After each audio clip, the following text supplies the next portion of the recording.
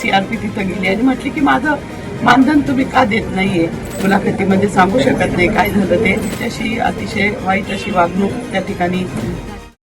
नमस्कार, मी संदीप चव्हाण आणि आपण पाहता एलएस मराठी. संगमनेर पंचायत समितीमधील कर्मचाऱ्याला ऑफिसमध्ये घुसून मारहाण केल्याची घटना आज समोर आली होती. या घटनेनंतर पोलिसांनी तात्काळ शासकीय कामात अडथळा केल्याचा गुन्हा देखील दाखल केला आणि 2 आरोपींना अटकही केली. मात्र या मारहाणीच्या मागील उद्देश समोर आला नव्हता. 9 ते 10 जणांवर गुन्हा दाखल झाल्यानंतर अनेक महिलांनी आज समोर येत पोलीस ठाण्यासमोर ठिय्या दिला आणि त्याला कारण आहे सदर अधिकारी मानधन देत नसल्याचं.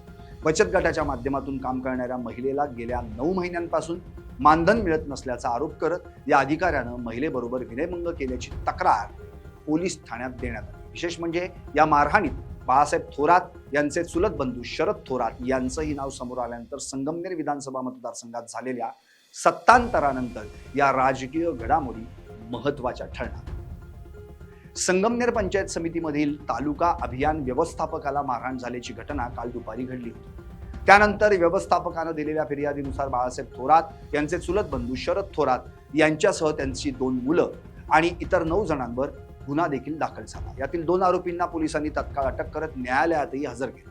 मात्र या मारहाणीचं निश्चित कारण समोर आलं नव्हतं. आज काँग्रेसच्या माजी नगराध्यक्षा दुर्गा तांबे यांच्या नेतृत्वाखाली संगमनेर शहर पोलीस ठाण्यासमोर ठिय्या आंदोलन देत बचत गट चालवणाऱ्या महिलेचा विनयभंग झाल्याचा आरोप करत या ठिकाणी ठिय्या देण्यात आला. त्यामुळं या प्रकरणाला आता वेगळं वळण मिळण्याची शक्यता आहे. या प्रकरणी उपविभागीय पोलीस अधिकारी डॉक्टर कुणाल सोनवणे यांनी अधिक माहिती दिली. शासकीय अधिकाऱ्याला मारहाण द्यायच्या प्रकरणी गुन्हा दाखल केला, काय अधिक माहिती आहे? काल पंचायत समितीमध्ये शासकीय काम करत असताना तालुका अभियान व्यवस्थापक नंदलाल कोकाटे जे उमेदचे तालुका अभियान व्यवस्थापक आहेत त्यांना काही गटांनी मारहाण केलेली आहे. सदरच्या बाबतचे व्हिडिओसुद्धा मोठ्या प्रमाणावर व्हायरल झालेले आहेत. त्या अनुषंगाने संगमनेर शहर पोलीस स्टेशन येथे गुन्हा दाखल झालेला आहे. तसेच या प्रकरणी मारहाण करणाऱ्यांपैकी 2 आरोपी हे अटक करण्यात आलेले आहेत. आज त्या महिलेने आपल्याचा विनयभंग झाल्याचा आरोप केला आहे, महिलेने मोर्चा आणला आहे, काय अधिक माहिती आहे? सदरच्या जी तक्रार आहे त्याविषयी सुद्धा योग्य ती शहानिशा करून योग्य ती कारवाई करण्यात येईल. अधिकाऱ्यानं दिलेल्या तक्रारीनंतर गुन्हा दाखल झाल्यावर पोलिसांनी कारवाई केली आणि आता या महिलेचा तक्रार अर्ज घेऊन गुन्हा दाखल करण्याची मागणी करण्यासाठी महिलांनी देखील तब्बल 3 तास ठिय्या आंदोलन केलं. यावेळी अधिकारी आणि महिलांमध्ये शाब्दिक चकमक देखील उडाली. माजी नगराध्यक्षा दुर्गा तांबे यांनी यावेळी आंदोलनासंदर्भात आपली भूमिका स्पष्ट केली.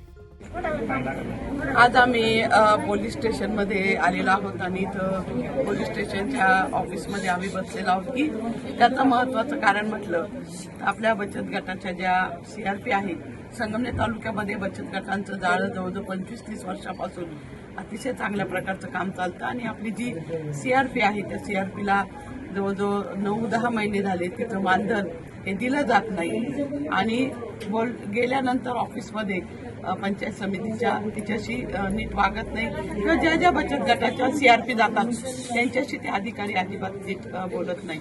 आणि आता जेव्हा ती सीआरपी तिथं गेली आणि म्हटली की माझं मानधन तुम्ही का देत नाहीये, तर तिच्याशी अतिशय वाईट अशी वागणूक त्या ठिकाणी झाली. मी मुलाखतीमध्ये सांगू शकत नाही काय झालं ते, कारण माहिती आहे की आपल्याला की सध्या कसं वातावरण स्त्रियांच्या बाबतीत आहे. स्त्रिया बिलकुल सुरक्षित राहिलेल्या नाही आणि बचत गटांच्या महिलांना वारंवार ऑफिसमध्ये बँकेमध्ये हे जाणं भाग पडतं.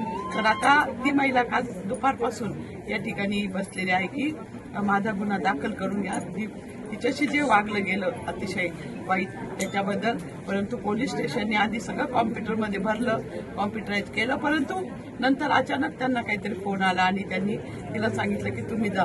तरी ती आज रात्री 2 वाजेपर्यंत इथंच बसून होती आणि आता ते म्हटले की उद्या सकाळी बघू.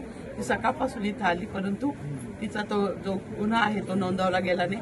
उलट तिच्या त्यांच्यात विरोधी दुसऱ्यांनी ज्यांनी गुन्हा नोंदवला आणि अजिबात आता सगळ्या महिला सगळ्या गोळा झाल्या आणि सगळ्यांनी इथं पोलीस स्टेशनला आग्रह करताय की तुम्ही फक्त गुन्हा दाखल करा. तर तिची चूक असेल काही तर ठीक आहे, ज्याची चूक आहे त्याचा गुन्हा आधी दाखल केला, मग महिलांनी जगायचं कसं हा मोठा प्रश्न निर्माण झाला. आता महाराष्ट्रामध्ये 8-10 दिवस झाले आपण प्रकरण बघतोय. हे प्रकरण सुद्धा असंच दाबलं गेलं. हे कुठेही त्या महिलांनी दिलं नाही. एका महिलेनी शेवटी तक्रार केली तेव्हा सगळं ते उघडकीला आलं. आणि असं जर वारंवार झालं तर महिलांनी जगायचं कसं, मुलीला जन्म द्यायचा का नाही. घोषणा तर भारी आहे, बेटी बचाओ बेटी पढाओ, मुलीला जन्म द्या, परंतु इथं जगणं हे मुश्किल झालेलं आहे. तेव्हा मला असं वाटतं की हा गुन्हा दाखल करून घेतला पाहिजे, कारण तिला तशी वागणूक मिळालेली आहे आणि अशी वागणूक अनेक महिलांना मिळालेली आहे. आता एक एक करून एक येत आहेत, अजून तर खूप जण येणार आहे. आणि निश्चितपणे हे जे आहे हे पोलीस स्टेशन आमचं ऐकून घेत नाही. आम्ही सकाळपासून इथं बसलेलो आहोत, सगळ्या महिला आलेल्या आहे. ती स्वतः जी आहे महिला ती सुद्धा कालपासून इथंच आहे, काल रात्री इथंच होती. पण तिच्या गायी आहेत त्यामुळे गायींचं संगोपनासाठी तिला पहाटे ती गेली आणि परत सकाळी इथं हजर झाली. असं असताना हा गुन्हा दाखल केला पाहिजे. हा गुन्हा दाखल होऊ नये म्हणून कोणी प्रयत्न करतं का हे सुद्धा झालं पाहिजे. आणि मग संविधान काय, शिक्षणाला महत्व काय, काहीच शिल्लक राहिलं नाही. लोकशाही ही शिल्लकच राहिली नाही. सगळं काही विकलं गेलेलं आहे. अगदी म्हणजे मीडिया पण विकली जाते, सगळंच विकलं जातं, सगळंच हे होतं आणि त्यामुळं महिलांना न्याय मिळत नाही. हे जर प्रकरण बाहेर आलं नाही तर पुढे अनेक महिलांना अशा गोष्टींना सामोरं जावं लागेल. आणि आता जे खराचं प्रकरण झालं असं प्रकरण परत होईल तर आज आम्हाला न्याय मिळालाच पाहिजे. या ठिकाणी साहेबांनी गुन्हा दाखल करून घ्यावा अशी आम्ही सगळ्या महिलांनी त्यांना विनंती केली की महिला सुद्धा जिला त्रास दिला आणि अनेक महिला आता येत आहेत की कोणी कोणी कसा कसा त्रास त्यांनी दिलेला आहे. आता अजून तर खूप प्रकरण बाहेर येणार आहे, तेव्हा गुन्हा दाखल करून घ्यावा एवढीच आमची विनंती आहे. आणि न्यायालय न्याय देईलच ना, तुम्हाला काय फक्त गुन्हा दाखल कर. महिलांचा गुन्हा दाखल करून घेतलाच जात नाही, त्यांच्यावर अजिबात विश्वास ठेवला जात नाही. मग महिलांनी जगायचं कसं, न्याय मागायचा कोणाकडं. शेवटी पोलीस स्टेशन, कायदा कानून हे आपल्या महिलांसाठी सुद्धा खूप मोठं आहे आणि आपल्या संविधानमध्येच सगळं दिलेलं आहे. तेव्हा एवढीच विनंती आमची की तुम्ही तेवढा गुन्हा दाखल करून घ्या. आम्ही बाकीचं काही म्हणत नाही तुम्हाला.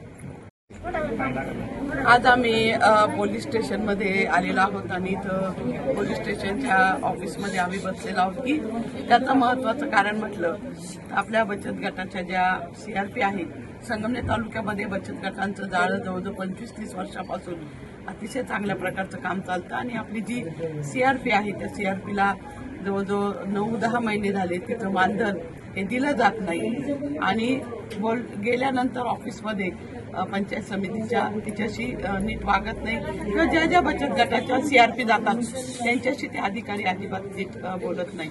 आणि आता जेव्हा ती CRP तिथं गेली आणि म्हटली की माझं मानधन तुम्ही का देत नाहीये, तर तिच्याशी अतिशय वाईट अशी वागणूक त्या ठिकाणी झाली. मी मुलाखतीमध्ये सांगू शकत नाही काय झालं ते, कारण माहिती आहे की आपल्याला की सध्या कसं वातावरण स्त्रियांच्या बाबतीत आहे. स्त्रिया बिलकुल सुरक्षित राहिलेल्या नाही आणि बचत गटांच्या महिलांना वारंवार ऑफिसमध्ये, बँकेमध्ये हे जाणं भाग पडतं. तर आता ती महिला काल दुपारपासून या ठिकाणी बसलेली आहे की माझा गुन्हा दाखल करून घ्या. तिच्याशी जे वागलं गेलं अतिशय वाईट त्याच्याबद्दल, परंतु पोलीस स्टेशनने आधी सगळं कॉम्प्युटरमध्ये भरलं, कॉम्प्युटराईज केलं, परंतु नंतर अचानक त्यांना काहीतरी फोन आला आणि त्यांनी तिला सांगितलं की तुम्ही जा. तरी ती आज रात्री 2 वाजेपर्यंत इथंच बसून होती आणि आता ते म्हटले की उद्या सकाळी बघू.